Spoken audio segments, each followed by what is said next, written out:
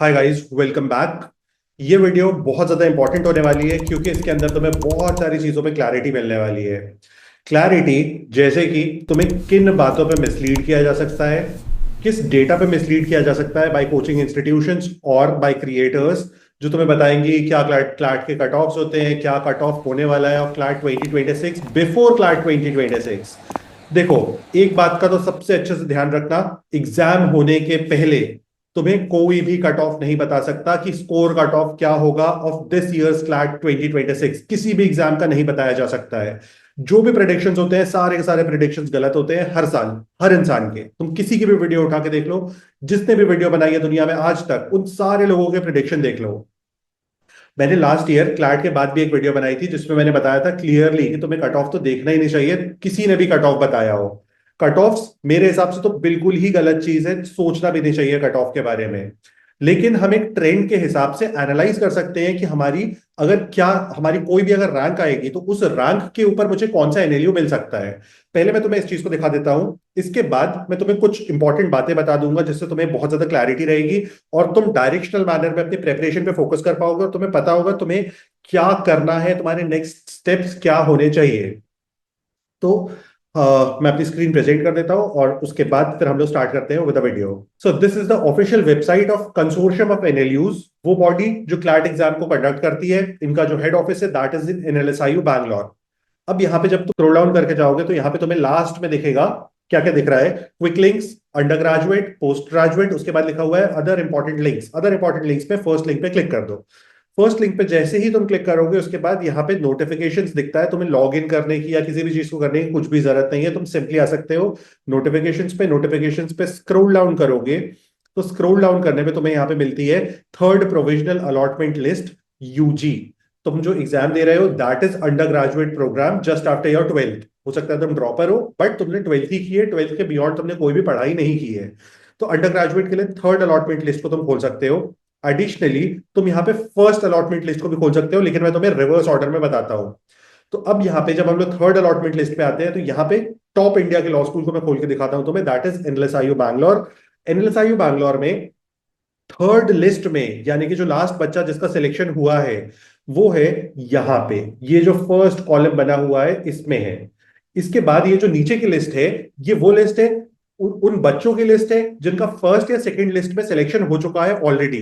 यहां पे तुम देखोगे लिखा हुआ है स्टेटस प्रोविजनली एडमिटेड, यानी कि इन बच्चों ने एडमिशन ले लिया है, which means all India rank one जो था लास्ट ईयर का उसने एडमिशन ले लिया है, प्रोविजनली एडमिटेड 2 3 4 5 6 7 8 इस तरह से तुमको दिख रहा होगा। कंटिन्यूसली सारे बच्चों ने एडमिशन ले लिए है। लेकिन फर्स्ट लिस्ट पे बहुत सारे बच्चे कॉलेजेस को स्किप भी करते हैं। फॉर एग्जांपल मैं एक स्टूडेंट हूं, मैं नॉर्थ ईस्ट से हूं या मैं डीप साउथ से हूं, साउथ का है तो ऑब्वियसली बैंगलोर ले लेगा, मान लो मैं नॉर्थ से हूं, या फिर मैं किसी भी रीजन की वजह से अपने स्टेट का एनएलयू प्रेफर करना चाहता हूं। जैसे बहुत सारे बच्चे होते हैं उत्तर प्रदेश के जो चाहते हैं कि उनको एनएलयू लखनऊ ही मिले, या फिर बहुत सारे राजस्थान के बच्चे चाहते हैं कि उनको एनएलयू जोधपुर ही मिले, या नॉर्थ ईस्ट के बच्चों के साथ मैंने एक ट्रेंड देखा है कि वो हमेशा प्रेफर करते हैं एनयू जेएस कोलकाता को ओवर एनी अदर एनएलयू, क्योंकि उनके रीजन में है। तो उस पॉइंट ऑफ टाइम पे अगर मेरी ऑल इंडिया रैंक 10 है तो उस ऑल इंडिया रैंक 10 से मान लो मैंने एनयूजेएस ले लिया क्योंकि मैं नॉर्थ ईस्ट का स्टूडेंट था। अब वहां पे एनएलएस बैंगलोर की एक सीट वेकेंट हो जाती है, उसके लिए वो सेकंड लिस्ट को रिलीज करता है। तो इस तरह से तीन लिस्ट को लास्ट ईयर रिलीज किया गया था, इसके बाद भी फर्दर वेकेंट सीट्स होती है।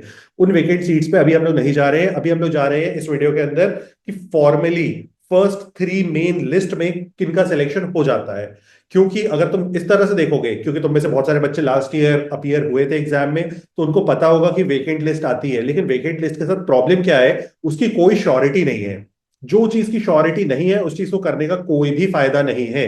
अनश्योर रहोगे, प्लस वेकेंट लिस्ट का अगर वेट करोगे तो एक बार ऐसा हो चुका है 2023 में कि बहुत नीचे तक गई थी vacant list of a particular NLU which is in Jabalpur.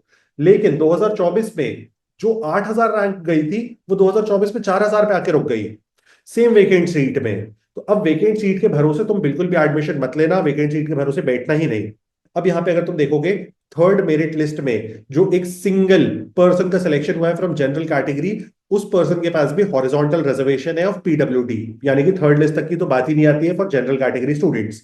Other category students को अगर हम लोग देखते हैं, कर्नाटका डोमिसाइल में 460 है, ओबीसी में ऑल इंडिया ओबीसी, यानी कि तुम किसी भी स्टेट के हो, कहीं के भी हो, इंडियन नेशनल हो, दैट्स इट, 1500 रैंक है। एनएलएस बैंगलोर। एससी कैटेगरी के लिए 3100, एसटी कैटेगरी के लिए 4343, मतलब 43 रैंक। जनरल कैटेगरी पीडब्ल्यूडी के लिए ये रैंक है। ईडब्ल्यूएस पीडब्ल्यूडी वुमेन के लिए जो लास्ट कट ऑफ गया है दैट इज 7286, थर्ड लिस्ट है। जनरल कैटेगरी की बात भी नहीं की गई है, यानी कि फर्स्ट एंड सेकंड लिस्ट में सारी सीट्स फिल हो गई हैं ऑफ एनएलएस बैंगलोर। अब हम लोग पीछे जाते हैं थोड़ा सा, सेकंड लिस्ट के ऊपर या फर्स्ट लिस्ट के ऊपर अगर मैं तुम्हें स्टार्टिंग से दिखाऊं तो तुमको और ज्यादा क्लैरिटी आ जाएगी। यहां पे दिख रहा होगा तुमको first and second provisional list. अब फर्स्ट लिस्ट पे हम लोग आ चुके हैं। फर्स्ट लिस्ट पे जैसे ही मैं एनलेस बैंगलोर पे क्लिक करता हूं तो ये फर्स्ट लिस्ट है, इसलिए इसमें पीछे का कोई भी बैकलॉग नहीं दिख रहा होगा कि प्रोविजनली एडमिटेड और नॉट। जैसे यहाँ पे कॉलम दिख रहा था ना, प्रोविजनली एडमिटेड हो चुका है स्टूडेंट, क्योंकि फर्स्ट लिस्ट आई है तो यहाँ पे डिसाइड होगा कि बच्चे को एडमिशन लेना है कि नहीं। तो यहाँ पे जो लास्ट, सबसे पहले जनरल कैटेगरी को कंसिडर करते हुए हम लोग आगे जाते हैं। जनरल कैटेगरी के लिए जो लास्ट गया है वो है यहां तक। ये देखो यहाँ पे आपको दिख रहा होगा, यहाँ पे रिजर्वेशन लगे हुए हैं। General category Karnataka domicile. Karnataka domicile आप में से शायद मोस्ट ऑफ द पीपल के पास नहीं होगा जो मेरे वीडियो को देख रहे हो, तो मैं उस पर कुछ बोलना नहीं चाहूंगा, लेकिन उस पर हम लोग आते हैं एज सेकंड कैटेगरी। तो वुमेन में जो लास्ट गया है दैट इज 103, लेकिन यहाँ पे वुमेन कैटेगरी लगी है 102, 101, अगेन वुमेन है। तो अगर आप एक मेल पर्सन हो तो आपके लिए 99 इज द सेफ रैंक। 99, या फिर सिंपल टर्म्स में ले, अगर तुमको एनएलएस बैंगलोर चाहिए, डबल डिजिट रैंक लेके आओ। अगर तुम्हारी रैंक 100 आएगी, you are in the unsafe zone, कि तुम्हारा सिलेक्शन होगा कि नहीं होगा तुम्हें भी नहीं पता होगा। हो सकता है वेकेंट लिस्ट में हो जाए, हो सकता है ऐसे वैसे हो जाए, देर से हो जाए सिलेक्शन, लेकिन तुम बहुत ज्यादा प्रॉब्लमैटिक सिचुएशन में रहोगे थ्रू आउट द प्रोसेस। तो सेफर रैंक पे जाओगे तो 99 is the safer rank. NLS और नालसार जो बच्चे छोड़ते हैं उनकी प्रोबेबिलिटी बहुत ज्यादा कम होती है, क्योंकि ये दोनों बेस्ट कॉलेजेस हैं इंडिया के, इनके छोड़ जाने की प्रोबेबिलिटी ना के बराबर होती है। रेयरेस्ट केस में कोई बच्चा छोड़ता है इनको। फॉर एग्जाम्पल, एक मान लेते हैं हम लोग एग्जाम्पल के लिए, एनएलआईयू भोपाल है, मेरा एनएलआईयू भोपाल हुआ प्लस मेरा एनएलयू दिल्ली हो गया, तो मैं एनएलयू दिल्ली ले लूंगा, मैं क्यों रुकूंगा फिर एनएलआईयू भोपाल पे। तो एनएलआईयू भोपाल लोग छोड़ देते हैं, लेकिन ऑल इंडिया रैंक 1 अगर एलेट और क्लैट का सेम है तो वो एनएलएस बैंगलोर लेता है। हम लोग बहुत बार देख चुके हैं इस चीज को। तो जनरल कैटेगरी स्टूडेंट के लिए यहाँ पे 100 रैंक थी, मैंने गलती से 99 बोल दिया था, लेकिन 99 ही तुम लेके चलो कि डबल डिजिट रहोगे तो सेफ रहोगे। वुमेन कैटेगरी के लिए 103 है, वुमेन को भी लेकिन ये मान के चलना चाहिए कि उनको डबल डिजिट रैंक ही चाहिए, क्योंकि थोड़ा बहुत 19-20 हो सकता है किसी भी ईयर पे। तो हो सकता है कि वुमेन की सीट ऊपर ही क्लोज हो जाए थोड़ी सी। अब इसके बाद यहाँ पे अगर तुम देखना चाहते हो तो अगली कैटेगरी जो यहाँ पे दिखाई जा रही है that is general category Karnataka domicile. Karnataka domicile से हम लोग जैसे ही नीचे आते हैं तो यहाँ से ईडब्ल्यूएस स्टार्ट होगा। तो यहाँ पे दिख रहा होगा आपको ईडब्ल्यूएस एंड ओबीसी। उसके बाद वर्टिकल रिजर्वेशन में आपको दिख रहा है कर्नाटका स्टूडेंट। ये आ गया ओबीसी एंड ईडब्ल्यूएस। तो ओबीसी ईडब्ल्यूएस में लास्ट रैंक देखना ज्यादा बेहतर होगा ऊपर की रैंक को देखने से। देखो यहाँ पे जनरल लिखा हुआ है तो वो कंफ्यूजन ना हो उसके लिए यहाँ पे पीडब्ल्यूडी एंड वुमेन है। तो अगेन तुम्हारे लिए मतलब पीडब्ल्यूडी कैटेगरी में जो नंबर ऑफ स्टूडेंट्स अपीयर करते हैं वो हार्डली क्लैट एग्जाम में टोटल अपीयर करने वाले स्टूडेंट्स का शायद 0.1% होंगे। तो 0.1% में तुम्हारे फॉल करने की प्रोबेबिलिटी जो है वो बहुत ज्यादा कम है। अब इस पे नीचे जाते हुए यहाँ पे तुमको दिख रहा होगा कहीं ईडब्ल्यूएस या ओबीसी का क्लोजर। अच्छा, टोटल सीट्स कितनी हैं जिन पे इस साल एडमिशन हुआ है, तो वो ये है 310। एसटी के लिए जो लास्ट रैंक गई है यहाँ पे एसटी कर्नाटका वुमेन के लिए दैट इज 16,500। कर्नाटका रिजर्वेशन के बियॉन्ड अगर मैं देखूं तो यहाँ पे मिल रहा है हम लोग को कर्नाटका रिजर्वेशन के बियॉन्ड एसटी कैटेगरी में जो एक सेफ रैंक बोलनी चाहिए हम लोग को दैट इज 3500। 3300 है, लेकिन थोड़ा बहुत 19-20 करके, क्योंकि फर्स्ट प्रोविजनल अलॉटमेंट लिस्ट है, थोड़ा बहुत 19-20 करके तुम मान सकते हो 3500 is the safer zone. 3500 for ST category तुमको लाना ही होगा। इस तरह से बाकी कैटेगरीज का भी देख सकते हो। अब तुमको क्या करना है, तुमको कोई भी दूसरी वीडियो देखने की जरूरत नहीं है on cut off. Score cut off कोई भी नहीं बता सकता है तुमको इंडिया के अंदर। ये जो शीट है या ये जो पूरी की पूरी वेबसाइट है क्लैट 25 की, इसकी मैंने लिंक डाल दी है। फर्दर तुम क्या कर सकते हो, यहां से क्लैट 24 पे जा सकते हो। क्लाइड 24 के साथ भी सेम चीज कर सकते हो कि यहाँ पे तुमने खोल ली fifth allotment list of NLSIU Bangalore. अब क्लाइड 2024 के हिसाब से देखो, क्लाइड 2024 में 3465 गई है एससी वुमेन की last selection. One provisionally admitted तुमको दिख रहा है। क्लार्क यूजुअली 5 मेरिट लिस्ट निकालता है, लेकिन लास्ट ईयर उसने 3 मेरिट लिस्ट निकाली थी। जो भी बच्चों ने लास्ट ईयर का क्लार्क दिया था उनको शायद पता होगा क्या दुख दर्द पीड़ा उन्होंने सहा है। क्लार्क का रिजल्ट 6 महीने डिले हो गया था उसकी वजह से। तो इस तरह से तुम 2024 का 2025 का एक ट्रेंड देख सकते हो। इस ट्रेंड के बेसिस पे तुम अंदाजा लगा सकते हो कि क्या रैंक कट ऑफ जाएगा ऑफ क्लार्क एग्जाम। सिर्फ रैंक कट ऑफ का अंदाजा लगाया जा सकता है, स्कोर कट ऑफ का अंदाजा बिल्कुल भी नहीं लगाया जा सकता है। स्कोर कट ऑफ जो लोग भी बता रहे हैं मान के चलना सारी की सारी झूठी बातें हैं।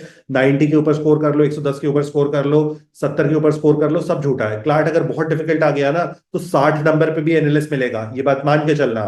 क्लाट प्रीवियस ईयर्स में कई बार बहुत डिफिकल्ट आया है। जब मैं अपीयर किया था क्लाट में 2015 में, तो वो CLAT historically one of the most difficult CLAT exam था। जब 2014 का एग्जाम, जब मैंने अलोंग विद 12th दिया था अपना एग्जाम, उस एग्जाम में क्लाट की कट ऑफ बहुत ज्यादा हाई गई थी। मेरे वक्त पे 200 नंबर का क्लाट होता था। उस 200 नंबर के क्लाट में जब मैं 2014 में एग्जाम दिया तो एक गुड कॉलेज की, टीयर 1 कॉलेज की जो कट ऑफ गई थी दैट वाज अप्रोक्सीमेटली 135। मेरे वक्त पे जो टीयर 1 कॉलेज की कट ऑफ गई दैट वाज 75 टू 80। इतना मार्जिनल डिफरेंस था, 50 नंबर का डिफरेंस था। तो क्लाट की लेवल ऑफ डिफिकल्टी बहुत ज्यादा वेरी होती है। उसके बाद उससे भी अमेजिंग बात है, मैंने तुमको 2014 बताया बहुत इजी था, 2015 एक्सट्रीमली डिफिकल्ट था जो मैंने दिया था, 2016 जो था, जो मेरे नेक्स्ट ईयर था, मेरे जूनियर्स ने दिया था, वो वाला क्लाट जो था वो आज तक का easiest, one of the easiest. 2024 और 25 तो बहुत ही इजी थे।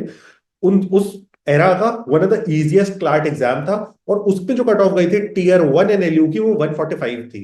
अब तुम सोचो, 75 टू 80, 135 टू 140, उसके बाद 145 बियॉन्ड चले जा रहे हो आप। तो इतना ज्यादा चेंज आता है स्कोर्स में। स्कोर्स डिसाइड होते हैं based on difficulty of paper. Paper जितना डिफिकल्ट होगा बच्चे उतना कम स्कोर करेंगे, कट ऑफ उतना नीचे जाएगा। पेपर जितना आसान होगा कट ऑफ उतना ऊपर जाएगा। 2023 का पेपर डिफिकल्ट था, कट ऑफ देखोगे कंपैरेटिवली नीचे दिखेगी तुमको। 2024 का पेपर बहुत ज्यादा इजियर था, स्कोर कट ऑफ देखोगे बहुत ऊपर चला गया। स्कोर कट ऑफ के बेसिस पे बिल्कुल भी किसी भी तरह की कोई भी जजमेंट मत करना।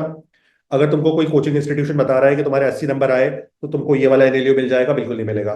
मान के चलना, क्योंकि उनको क्या पता क्लाइंट कैसे आने वाला है। वो तो सिर्फ एक मॉक टेस्ट है ना, मॉक टेस्ट तो कोई भी बना सकता है। और बाय द वे अगर तुमको पता है तो मॉक टेस्ट इंडिया के मोस्ट कोचिंग के एनएलयू के बच्चे ही बनाते हैं। ठीक है, मैं रहा हूं एनएलयू में, तुम नहीं रहे हो, मुझे पता है ये सारी अपॉर्चुनिटीज आती है एनएलयू जाने के बाद। तो बिल्कुल भी ध्यान मत देना इस चीज पे। और क्लार्ट रिलेटेड कोई भी हेल्प चाहिए तो बता सकते हो। अगर तुम्हें लगता है कि तुम्हें जीके में हेल्प चाहिए मेरी, तो जीके की हेल्प के लिए मेरे को रीच कर सकते हो या फिर बैच को ज्वाइन कर सकते हो। नंबर, बैच की लिंक, सारी चीजें इन द डिस्क्रिप्शन है। फर्दर स्कोर कट ऑफ के लिए परेशान मत होना बहुत ज्यादा। स्कोर कट ऑफ बिल्कुल भी परेशान होने लायक चीज नहीं है, क्योंकि